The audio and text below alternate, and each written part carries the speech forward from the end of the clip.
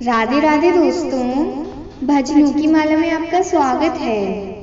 बंधन और मोक्ष का विवेचन, शिव पूजा का उपदेश, लिंग आदि में शिव पूजन का विधान, भस्म के स्वरूप का निरूपण और महत्व, शिव एवं गुरु शब्द की व्युत्पत्ति तथा शिव के भस्म धारण का रहस्य।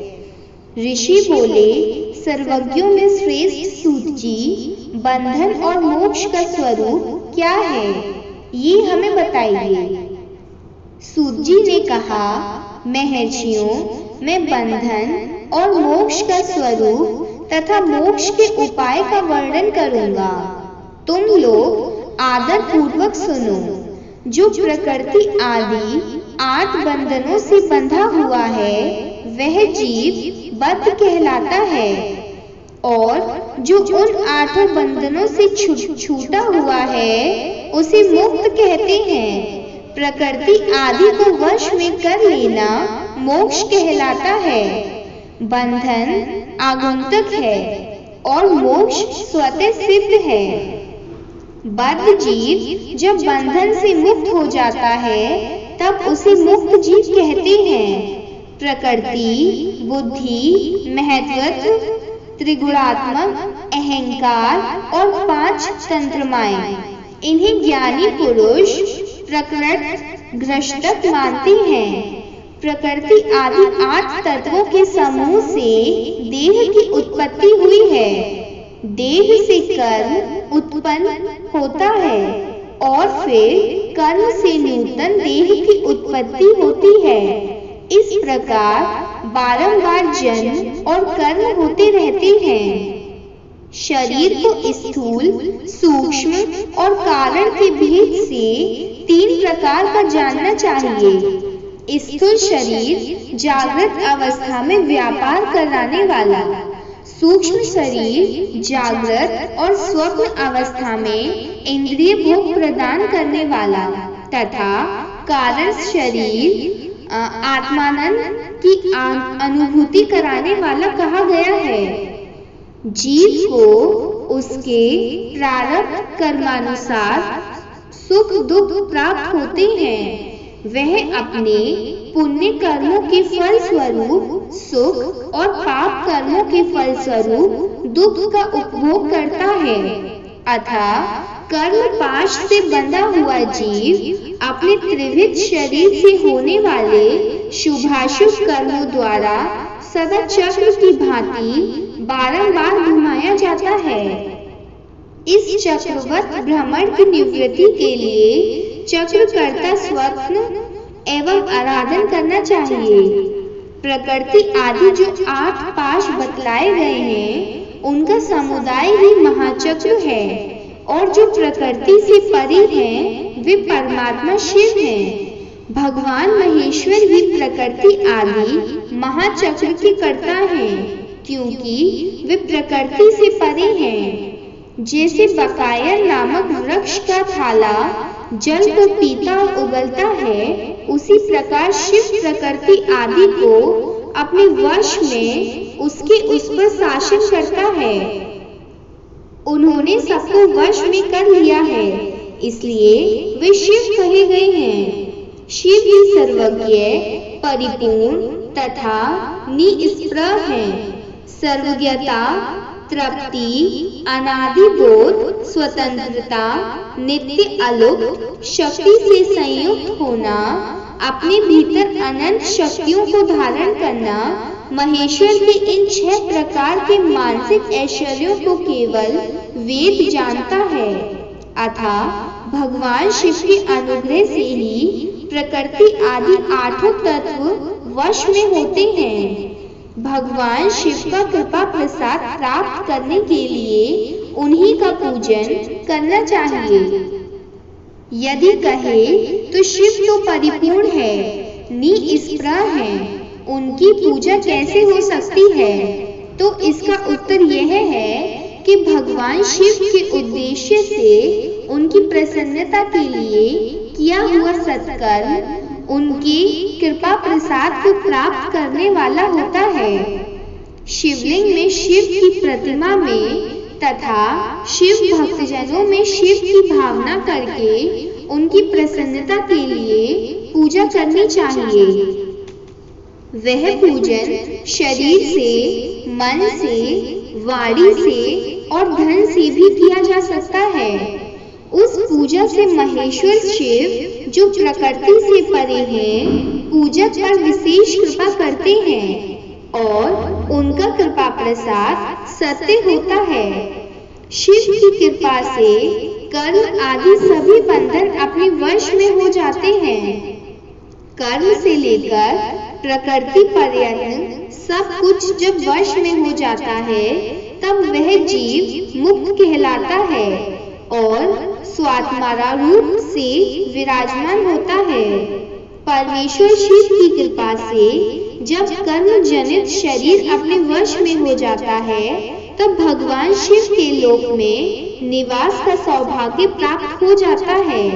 इसी को सालोक्य मुक्ति कहते हैं। जब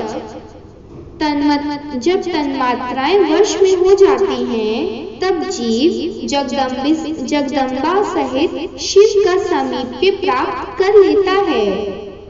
यह सामीप्य मुक्ति है। उसके आयुध आदि और क्रिया आदि सब कुछ भगवान शिव के समान हो जाते हैं। भगवान का महाप्रसाद प्राप्त होने पर बुद्धि भी वश में हो जाती है। बुद्धि प्रकृति का कार्य है। उसका वश में होना शास्त्रीय मुक्ति कहा गया है। पुनः भगवान का महान अनुग्रह प्राप्त होने पर प्रकृति वश में हो जाएगी। उस समय भगवान शिव का मानसिक ऐश्वर्य बिना यत्न के ही प्राप्त हो जाएगा। सर्वज्ञता और तृप्ति आदि जो शिव के ऐश्वर्य हैं, उन्हें पाकर मुक्त पुरुष अपनी आत्मा से ही विराजमान होता है। वेद और शास्त्रों में विश्वास रखने वाले विद्वान पुरुष इसी को सायुज्य मुक्ति कहते हैं। इस प्रकार लिंग आदि में शिव की पूजा करने से क्रमश मुक्ति स्वतः प्राप्त हो जाती है। इसलिए शिव का कृपा प्रसाद प्राप्त करने के लिए तत्संबंधी क्रिया आदि के द्वारा उन्हीं का पूजन करना चाहिए। शिव क्रिया, शिव तप, शिव मंत्र जप, शिव ज्ञान और शिव ध्यान के लिए सदा उत्तरोत्तर अभ्यास बढ़ाना चाहिए। प्रतिदिन प्रातः काल से रात को सोने समय तक और जन्म काल से लेकर मृत्यु पर्यंत सारा समय भगवान शिव के चिंतन में ही बिताना चाहिए।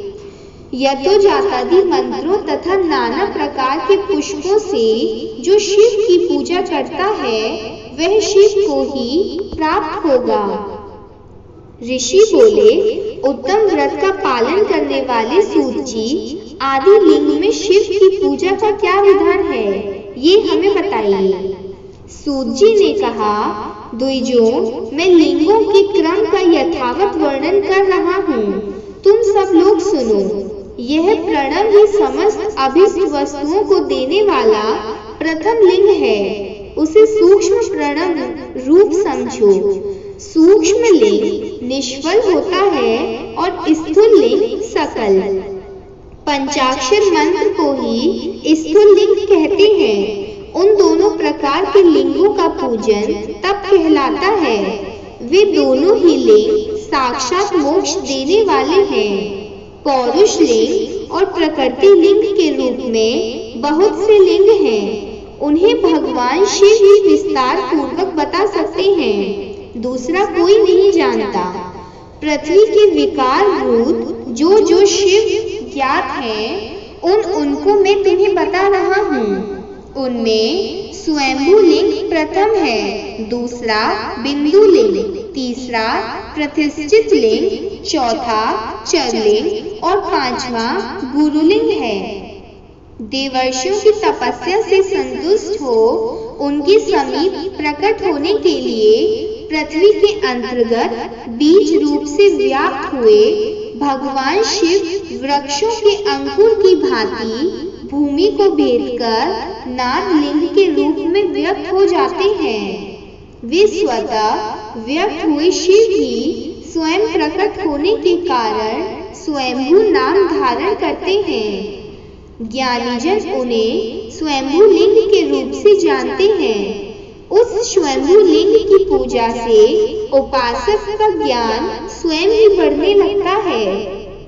सोने, चांदी आदि के पत्र पर, भूमि पर अथवा वेदी पर अपने हाथ से लिखित जो शुद्ध प्रणव मंत्र रूप लिंग है, उसमें तथा मंत्र लिंग का आलेखन करके उसमें भगवान शिव की प्रतिष्ठा और आवाहन करें। ऐसा बिंदुना में लिंग स्थावर और जंगम दोनों ही प्रकार का होता है। इसमें शिव का दर्शन भावना में ही है, ऐसा निसंदेह कहा जा सकता है। जिसको जहाँ भगवान शंकर के प्रकट होने का विश्वास हो, उसके लिए वही प्रकट होकर वे अभीष्ट फल प्रदान करते हैं। अपने हाथ से लिखे हुए यंत्र में अथवा आक्रमी स्थावर आदि में भगवान शिव का आवाहन करके 16 उपचारों से उनकी पूजा करें। ऐसा करने से साधक स्वयं ही ऐश्वर्य को प्राप्त कर लेता है और इस साधक के अभ्यास से उनको ज्ञान भी होता है। देवताओं और ऋषियों ने आत्म सिद्धि के लिए अपने हाथ से वैदिक मंत्रों के उच्चारण पूर्वक शुद्ध मंडल में शुद्ध भावना द्वारा जिस उत्तम शिवलिंग की स्थापना की है, उसे पौरुष लिंग कहते हैं तथा वही प्रतिष्ठित लिंग कहा गया है। उस लिंग की पूजा करने से सदा पौरुष ऐश्वर्य की प्राप्ति होती है। महान ब्राह्मण और महाधनी राजा किसी कारीगर से शिवलिंग का निर्माण कराकर जो मंत्र पूर्वक उसकी स्थापना करते हैं, उनके द्वारा स्थापित हुआ वह लिंग भी प्रतिष्ठित लिंग कहलाता है, किंतु वह प्राकृतिक लिंग है। इसलिए प्राकृत ऐश्वर्य भोग को ही देने वाला होता है। जो शक्तिशाली और नित्य होता है उसे पौरुष कहते हैं, तथा जो दुर्बल अनित्य होता है वह प्राकृत कहलाता है। लिंग, नाभि, जीभा, नासाग्र भाग और शिखा के क्रम से कटी, हृदय और मस्तक तीनों स्थानों में जो लिंग की भावना की गई है, उसे आध्यात्मिक लिंग को ही चरलिंग कहते हैं। पर्वत को पौरुष लिंग बताया गया है और भूतल को विद्वान पुरुष प्राकृतिक लिंग मानते हैं। वृक्ष आदि को पौरुष लिंग जानना चाहिए और गुल्म आदि को प्राकृत लिंग, साठी नामक ध्याय को प्राकृत लिंग समझना चाहिए और शाली, अघनी एवं गेहूं को पौरुष लिंग। अणिमा आदि 8 सिद्धियों को देने वाला जो ऐश्वर्य है, उसे पौरुष ऐश्वर्य जानना चाहिए। सुंदर स्त्री तथा धन आदि विषयों को आस्तिक पुरुष प्राकृत ऐश्वर्य कहते हैं। चर लिंगों में सबसे प्रथम रसलिंग का वर्णन किया जाता है। रसलिंग ब्राह्मणों को उनकी सारी अभिष्ट वस्तुओं को देने वाला है। शुभ कारक बाणलिंग क्षत्रियों को महान राज्य की प्राप्ति कराने वाला, स्वर्ण लिंग वैश्यों को महाधनपति का पद प्रदान करने वाला है, तथा सुंदर शिवलिंग शूद्रों को महाशुद्धि देने वाला है। स्फटिक में लिंग तथा बाणलिंग सब लोगों को उनकी समस्त कामनाएं प्रदान करते हैं। अपना न हो तो दूसरे का स्फटिक और बाणलिंग भी पूजा के लिए निषिद्ध नहीं है। स्त्रियों विशेषतः साधुओं के लिए पार्थिव लिंग की पूजा का विधान है। प्रवृत्ति मार्ग में स्थित विधवाओं के लिए स्फटिक लिंग की पूजा बताई गई है, परंतु विरक्त विधवाओं के लिए सरलिंग की पूजा को ही श्रेष्ठ कहा गया है। उत्तम व्रत का पालन करने वाले महर्षियों बचपन में, जवानी में और बुढ़ापे में भी शुद्ध स्फटिक में शिवलिंग का पूजन स्त्रियों को समस्त भोग प्रदान करने वाला है। गृहस्थ स्त्रियों के लिए पीठ पूजा भूतल पर संपूर्ण अभीष्ट को देने वाली है। प्रवृत्ति मार्ग में चलने वाला पुरुष सुपात्र गुरु के सहयोग से ही समस्त पूजा क्रम संपन्न करे। इष्ट देव का अभिषेक करके पश्चात अघनी के चावल से बने हुए खीर आदि पकवानों द्वारा नैवेद्य अर्पण करे। पूजा के अंत में शिवलिंग को संपुट में पधारकर घर के भीतर पृथक रख दें। जो निवृत्ति मार्गी पुरुष हैं, उनके लिए हाथ पर ही शिवलिंग पूजा का विधान है। उन्हें भिक्षादि से प्राप्त हुए अपने भोजन को ही नैवेद्य रूप में निवेदित करना चाहिए। निवृत्त पुरुषों के लिए सूक्ष्म लिंग ही श्रेष्ठ बताया जाता है। वे विभूति के द्वारा पूजन करें और विभूति को ही नैवेद्य रूप से निवेदित भी करें। पूजा करके उस लिंग को सदा अपने मस्तक पर धारण करें। विभूति 3 प्रकार की बताई गई है, लोकादि जनित, वेदादि जनित और शिवादि जनित। लोकादि जनित तथा लौकिक भस्म को द्रव्यों की शुद्धि के लिए लाकर रखें। मिट्टी, लकड़ी और लोहे के पात्रों की, धान्यों की, तिल आदि द्रव्यों की, वस्त्र आदि की तथा पर्युषित वस्तुओं की भस्म से शुद्धि होती है। कुत्ते आदि से दूषित हुए पापों की भी भस्म से ही शुद्धि मानी गई है। वस्तु विशेष की शुद्धि के लिए यथा योग्य सजल अथवा निर्जल भस्म का उपयोग करना चाहिए। वेदादि जनित जो भस्म है, उसको उन वैदिक कर्मों के अंत में धारण करना चाहिए। मंत्र और क्रिया से जनित जो होम कर्म है, वह अग्नि में भस्म का रूप धारण करता है। उस भस्म को धारण करने से वह कर्म आत्मा में आरोपित हो जाता है। अघोर मूर्तिधारी शिव का जो अपना मंत्र है, उसे पढ़कर बेल की लकड़ी को जलाएं। उस मंत्र से अभिमंत्रित अग्नि को शिवागी कहा गया है। उसके द्वारा जले हुए काष्ठ का जो भस्म है, वह शिवागी जनित कपिला गाय के गोबर अथवा गाय मात्र के गोबर को तथा शमी, पीपल, पलाश, बड़, अमलतास और बेल, इनकी लकड़ियों को शिवागी से जलाएं। वह शुद्ध भस्म शिवागिन जनित माना गया है। अथवा कुश की अग्नि में शिव मंत्र के उच्चारण पूर्वक काष्ठ को जलाएं। फिर उस भस्म को कपड़े से अच्छी तरह छानकर नए घड़े में भरकर रख दें। उसे समय समय पर अपनी कांति और शोभा की वृद्धि के लिए धारण करें। ऐसा करने वाला पुरुष सम्मानित एवं पूजित होता है। पूर्व काल में भगवान शिव ने भस्म शब्द का ऐसा ही अर्थ प्रकट किया था। जैसे राजा अपने राज्य में सारभूत कर को ग्रहण करता है, जैसे मनुष्य ससमय आदि को जलाकर, रांधकर उसका सारा ग्रहण करता है, और जैसे जठरानल नाना प्रकार के भक्ष्य, भोज्य आदि पदार्थों को भारी मात्रा में ग्रहण करके जलाकर सार्तर वस्तु ग्रहण करता और उस सार्तर वस्तु से स्वधे का पोषण करता है, उसी प्रकार प्रपंच करता परमेश्वर शिव ने भी अपने में आधे रूप से विद्यमान प्रपंच को जलाकर भस्म रूप से उसके सारक तत्व को ग्रहण किया है।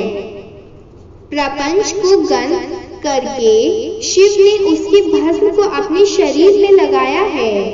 राख, भभूत पोतने के बहाने जगत को सार को ही ग्रहण किया है। अपने शरीर में अपने लिए रत्न स्वरूप भस्म को इस प्रकार स्थापित किया है।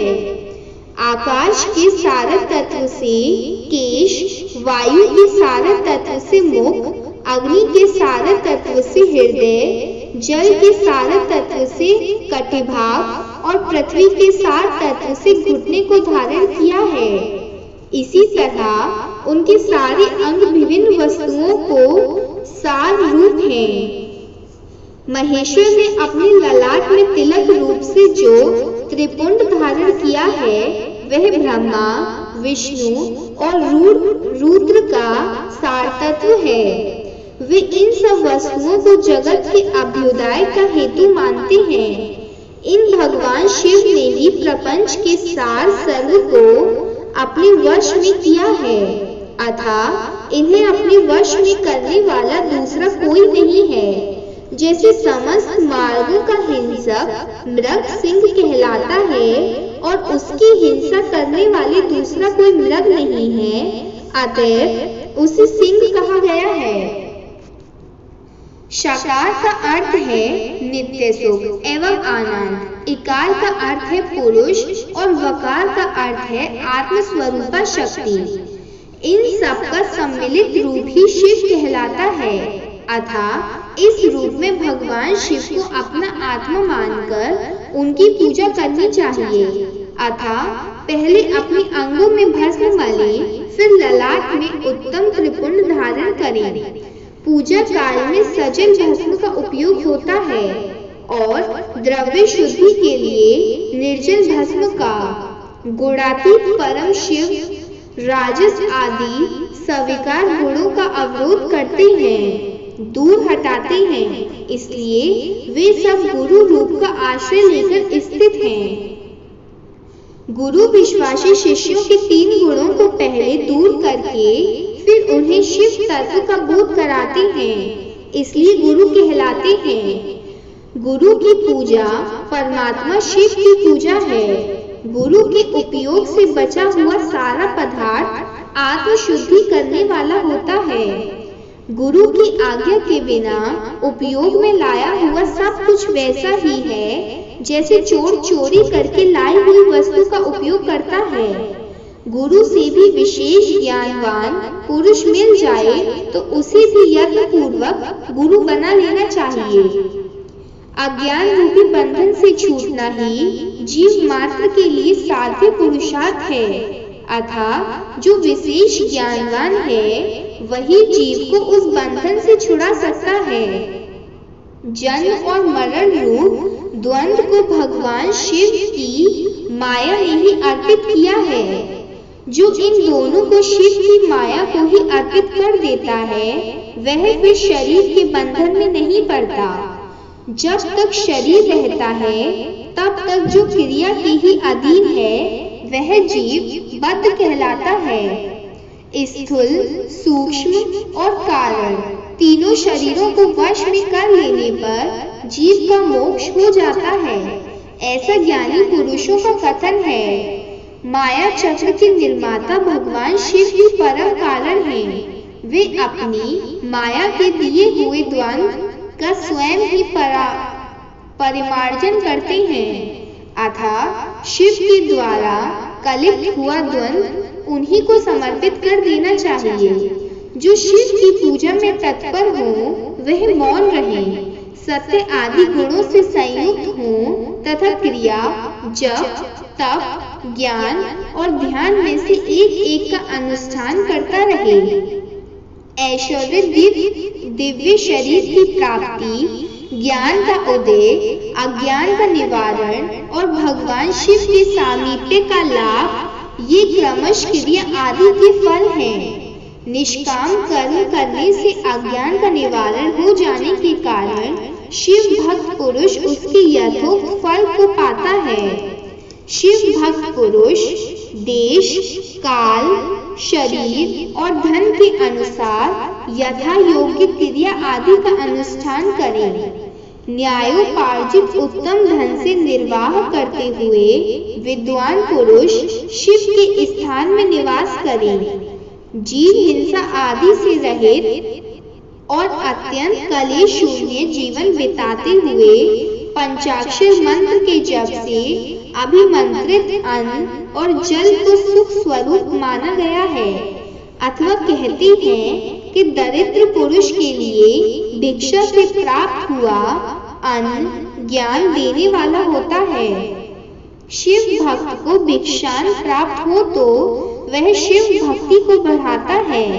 शिव योगी पुरुष भिक्षान को शुभस्त्र कहते हैं, शंभु शस्त्र कहते हैं। जिस किसी को भी उपाय से जहाँ कहीं भी भूतल पर शुद्ध अन्न का भोजन करते हुए सदा मौन भाव से रहे और अपने साधक का रहस्य किसी पर प्रकट ना करे, भक्तों के समक्ष ही शिव के महात्म्य को प्रकाशित करे। शिव मंत्र के रहस्य को भगवान शिव ही जानते हैं, दूसरा कोई नहीं।